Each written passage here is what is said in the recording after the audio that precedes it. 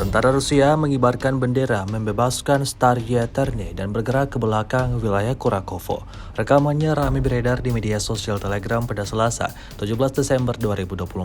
Tentara Brigade 114 Angkatan Darat ke-51 berhasil menyelesaikan tugas membebaskan desa Staria Terne. Dalam proses menjalankan misi tempur, para pejuang berhasil melenyapkan kantong-kantong perlawanan musuh, menghancurkan tempat berlindung dan posisi mereka. Bendera Brigade Senapan bermotor ke-114 dipasang di pemukiman yang telah dibebaskan seperti yang terlihat dalam rekaman.